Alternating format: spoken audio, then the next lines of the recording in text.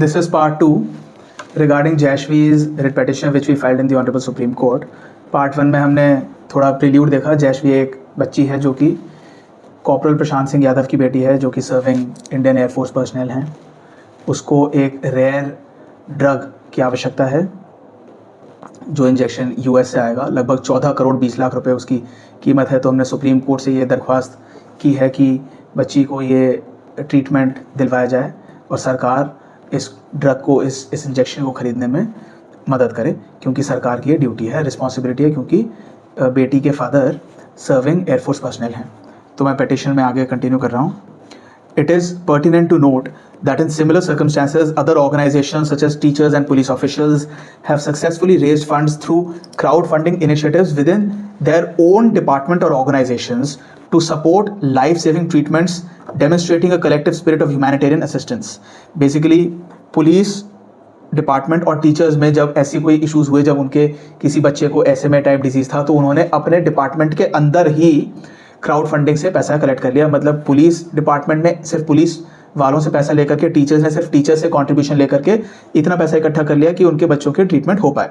That since the petitioner is in immediate need of Zolgensma, the cost of the treatment is far beyond the financial capacity of the parents of the petitioner, leading to the filing of this petition to seek immediate financial assistance from the government and relevant authorities.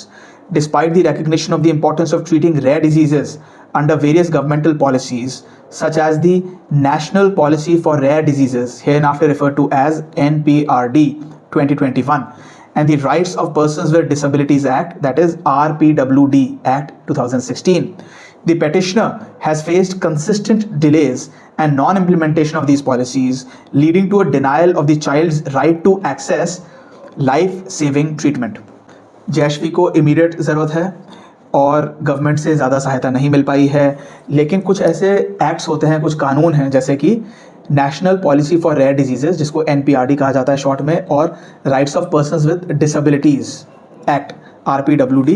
लेकिन इन acts में जो कुछ प्रावधान होने के बावजूद भी जैशवी को पैसा कलेक्ट करने में स्ट्रगल करना पड़ रहा है. That the urgency of this petition arises from the fact that the child is approaching the critical age limit for administering Zolgensma, beyond which the effectiveness of the treatment is significantly reduced, which leads to death of the petitioner.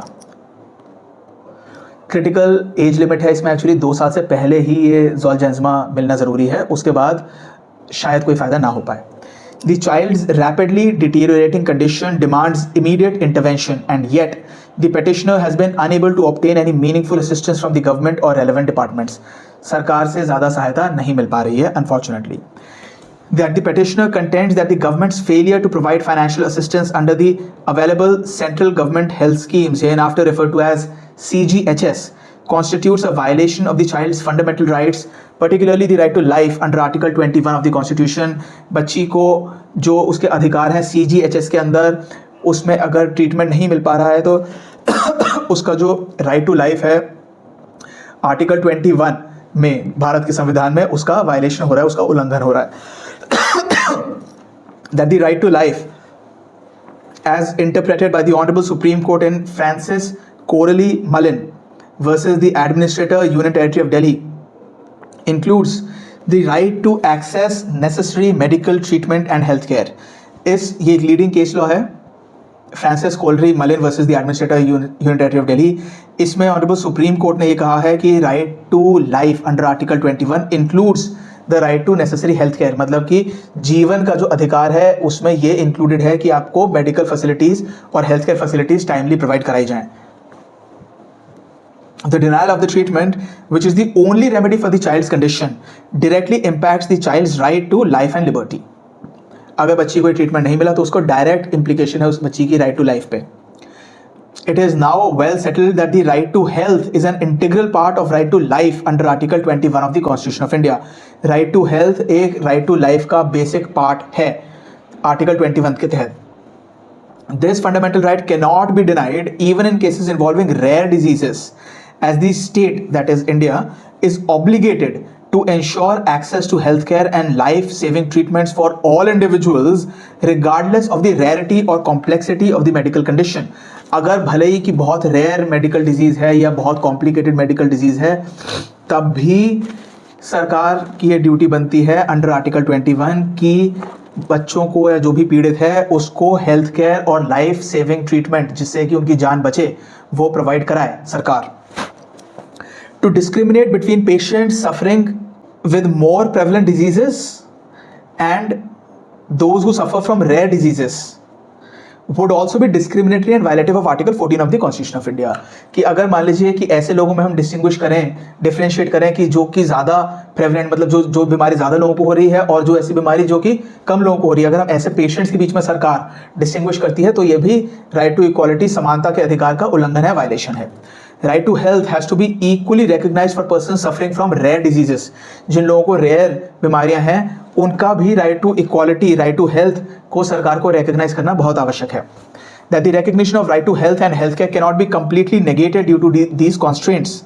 The country ought to strive to provide adequate health care to persons with rare diseases within the available limitations and in the best possible manner. अगर किसी को कोई rare बीमारियां भी हैं तब भी सरकार का ऑब्लिगेशन है, ड्यूटी है कि जो भी सरकार की लिमिटेशंस हैं, सीमाएं हैं, उसके मद्देनजर रखते हुए भी जो भी सरकार हेल्प कर सकती है वो करे. Furthermore, the petitioner submits that the government's failure to provide adequate financial support for treatment violates the right to equality under Article 14 of the Constitution, as the petitioner's child is being denied equal access to life-saving treatment available to others in similar circumstances. बाकी लोगों को similar circumstances में treatment मिला है.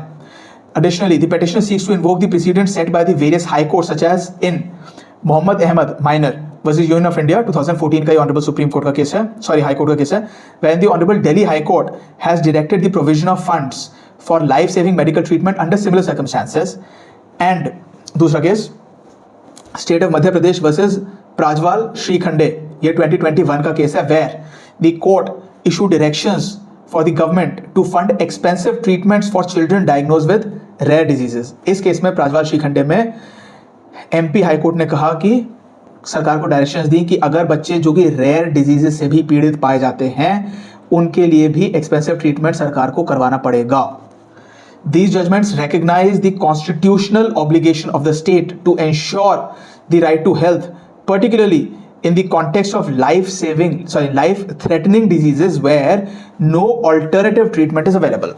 तो इन judgements में honourable high court ने कहा है कि स्टेट का मतलब कि जो भी राज्य है या देश है उसका ये ऑब्लिगेशन है कि राइट टू हेल्थ को इंश्योर करे, मतलब जो अपने सिटीजन्स हैं इंडिया के या किसी भी स्टेट के उनकी जीवन को बचाने की सरकार की फाउंडेशन है. स्पेशली जो लाइफ थ्रेटनिंग डिजीजेज होते हैं और उनमें जिनमें कोई ऑल्टरनेटिव ट्रीटमेंट अवेलेबल नहीं है, जैसे कि मतलब कोई सस्ती दवाई जिसमें अवेलेबल नहीं है. The petitioner further submits that the failure of the authorities to allocate funds for funding treatment for rare diseases constitutes a dereliction of duty on the part of the government authorities. इसमें वही बात है कि अगर मान लीजिए कि कोई दुर्लभ है या असामान्य डिजीज़ है और उसके लिए अगर सरकार फंड्स नहीं दे रही है तो ये उनके पार्ट पे डेरिलेक्शन ऑफ ड्यूटीज़ है, मतलब कि वो अपने ड्यूटी से भाग रहे हैं, उसका वो उल्लंघन कर रहे हैं. The petitioner also contends that the government has failed to implement the provisions of the NPRD Act, that is National Policy for Rare Diseases, which mandates assistance for rare disease treatments, further exacerbating the violation of child's rights under Articles 14 and 21 of the Constitution of India. Hence the present writ petition. तो यहाँ पे हमारी इस case की synopsis खत्म हो गई. इस सिनॉप्सिस में हमने निचोड़ यही है कि हमने ऑनरेबल सुप्रीम कोर्ट में इसलिए गए हैं क्योंकि जैशवी बच्ची 11-11.5 महीने की भी है, उसका राइट टू लाइफ और राइट टू हेल्थ जो कि आर्टिकल 21 के अंडर एंश्राइंड है, उसके तहत उसको ये राइट है क्योंकि उसके पिताजी सर्विंग एयरफोर्स पर्सनल हैं कि सरकार या एयरफोर्स उस बच्ची का ट्रीटमेंट करवाए, या तो उसका वो ट्रीटमेंट कहीं से भी प्रोक्योर करे या उसको पैसा 14 करोड़ 20 लाख रुपए जैशवी के पिताजी को दे जिससे कि वो यूएस से वो ट्रीटमेंट परचेज कर पाएँ या उन्हें क्राउड फंडिंग की परमिशन दे. और इसी के लिए हमने ऑनरेबल सुप्रीम कोर्ट में ये पिटीशन दर्ज की है जिसकी पहली सुनवाई 19 दिसंबर 2024 को होने वाली है. We expect, we hope, we pray that the honourable supreme court will be please to give some favorable decision in favor of the petitioner, even though obviously the case is not likely to be disposed of in the first hearing itself. The government will get an opportunity to give its defense, but we certainly expect and hope and pray, and with complete fervent wish and desire, we implore everyone who's watching this, we request everyone who's watching this, especially armed forces personnel serving and retired and general public, to come forward and generously donate for saving Jashvi's life.